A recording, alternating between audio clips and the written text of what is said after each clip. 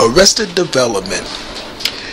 This is a strange condition that's been afflicted the black community for the better part of the last couple of generations. This has been exacerbated by the condition known as single motherhood. Let me explain. We see a lot of young women who go to school, who get educated, who go on to high-paying careers with and become so-called pillars of the community.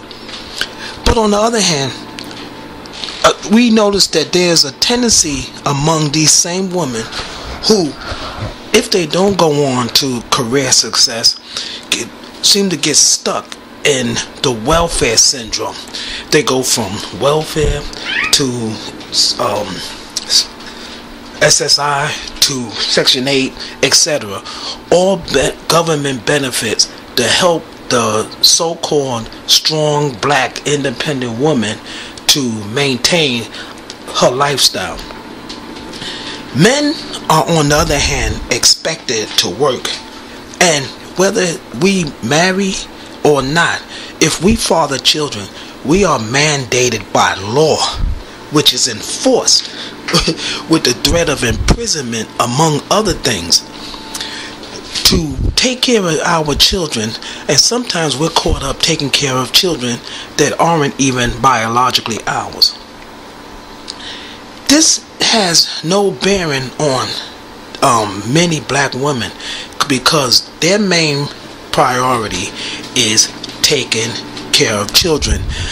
And I refer to this syndrome as the nursery.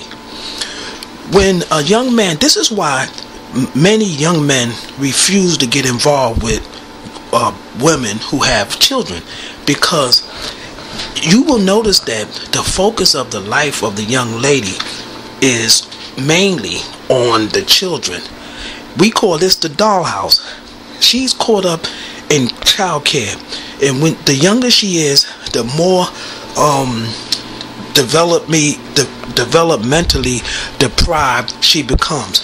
If she starts having children at 12 or 13 or so, you'll notice the arrested development right away. This is the syndrome that they call baby mama. You see, she's a mama and a baby at the same time, and she seems to be stuck in that twilight zone, that limbo, whereas she is forced to take on the responsibility of somebody who is totally dependent on her, while she is totally dependent on somebody else. Thus the term baby mama. So when you hear somebody say that that's my baby mama, as opposed to that's my baby's mama,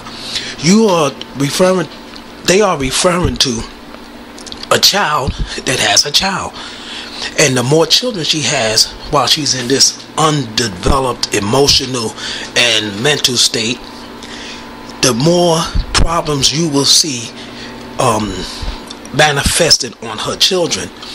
This is why you see young men walking around with their pants falling off, in my opinion, because the young lady or the baby mama does not have the mental strength or the emotional strength to enforce basic man dictated rules, such as wearing your pants around your waistline. You know, certain things, the dress code. She can't make a young man abide by a male dress code, because she don't know what a male dress code is. And even if she did know what it was, she wouldn't enforce it. It would take a man, a mature man, to impose the male dress code on a younger man. And since our young women in the black community are lacking that kind of logic, you see them young men thinking that walking around with their pants falling off is a sign of honor. And when the older men try to tell them that they're disgracing themselves by exposing their posteriors, The young men only react the way their mothers react, which is with violence. You see, that's another characteristic of underdeveloped mind is the tendency for unnecessary violence. Besides being violent, the baby mama is also extremely vain. So we find another characteristic of a child, that even though she's raising children, she's vain, she's narcissistic, and she's violent, as well as thinking that she's entitled to things that she don't deserve, such as food, clothing, and shelter. Simply because she's a fornicator and had a baby out of wedlock, she thinks she's entitled to benefits.